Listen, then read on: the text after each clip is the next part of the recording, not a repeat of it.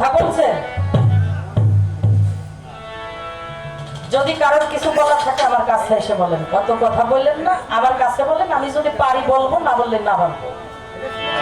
এই আকার ইঙ্গিতে কত দূরের থেকে কথা বললেন না।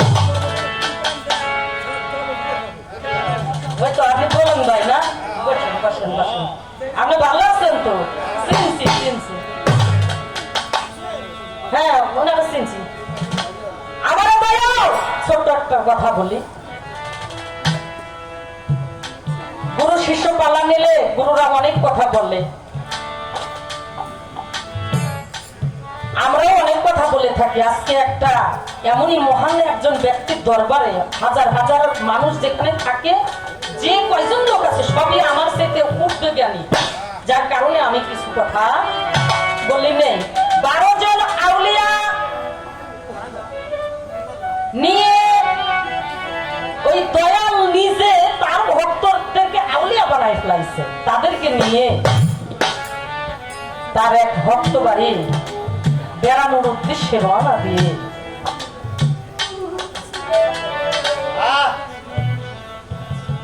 বেড়ানোর উদ্দেশ্যে সেই ভক্তকে দেখার জন্য।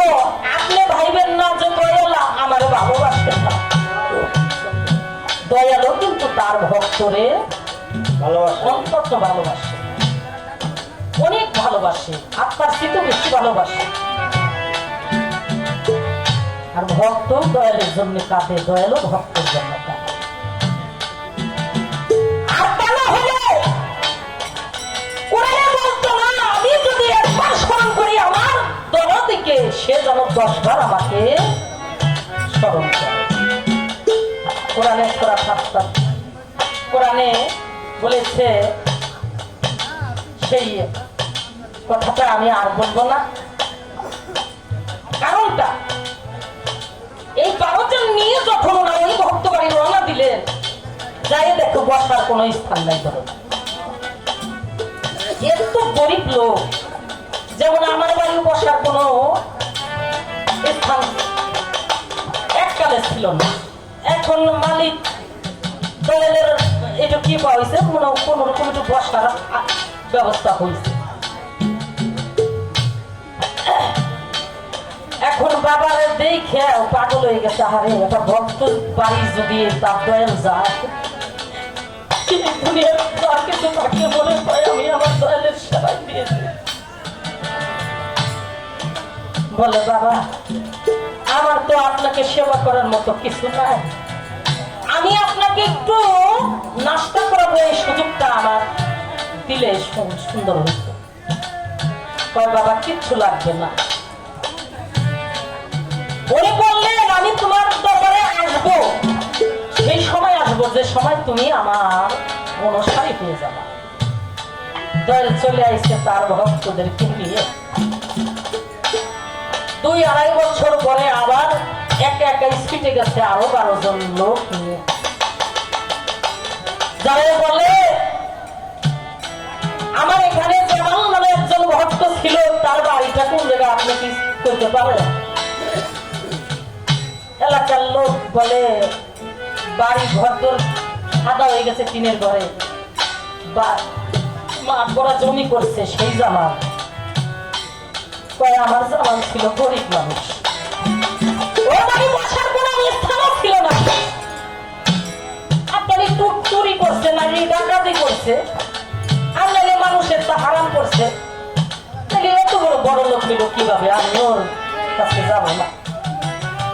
মানুষে বললে বাবা আপনি একটু জামালের সঙ্গে দেখা করেন, আপনার বক্তব্য জামালাই সে পাহাড় ঘরে উপরে বলতে বাবা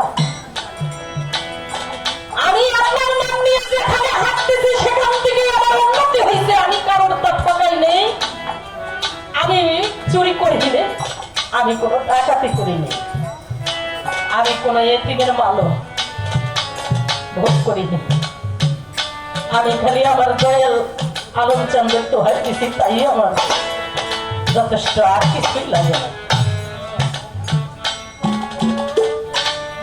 তখন ওনাদেরকে আপ্যায়ন করার পরে বলতেছে আমি এই মুহূর্তে চলে যাব, সবকিছু তো আমার নামে করছো, তুমি বলতেছো যাই? বলে বাবা সবই তোমার জানিয়ে দিয়ে দেবো। যা যা ওই মুহূর্তে দিতে পারছে বিক্রি করে গরু বাছুর মানে যাই যাই উনি দিতে পারছে অনেকগুলো টাকা বান্ডেল দিয়ে যখন সাজাইয়া দয়াল কিরাই নৌকা ছেড়ে চলে যাবে বউ বাচ্চা বলতেছে ওরাও তো আমার সন্তান ওদেরকেও নিয়ে যায়। কিরাই নৌকাটা ছেড়ে যায় নদীর কূলে যাইয়া জামাল দুটি চোখের পানি ছেড়ে বলে বাবা এই পৃথিবীতে আমার আপন বলতে একজন মানুষ নাই। আরে আমি কি করলাম? দয়াল বলে বাবা রে তোর এত কিছু আমার দিয়ে দিলি এই জন্য চোখের পানি ফেলাস। নৌকার মাঝিরে বলে নৌকাটা একটু ঘোরাও আমি আমার জানালে মুখের একটু পানি শুনে আসবো কে চিৎকার মেরে কাঁপে বলতেছে বাবা তুই সব কিছু রেখে দে তোমার তোর চোখের পানি আমি দেখবো না। বললো বাবা আমি এক কারণেই কাঁদি আমি তো তোমাকে অতিরিক্ত ভালোবাসি। তোমার এত অর্থই কে এই যে তুমি নৌকার করতে বসা আমার বউ ছেলে মেয়ে স্ত্রী পুত্র সব কিছু তোমার নৌকার মধ্যে আমি পাপি আমাদের অপরাধী আমাকে তোমার চরণে ছাড়িয়ে দিলাম।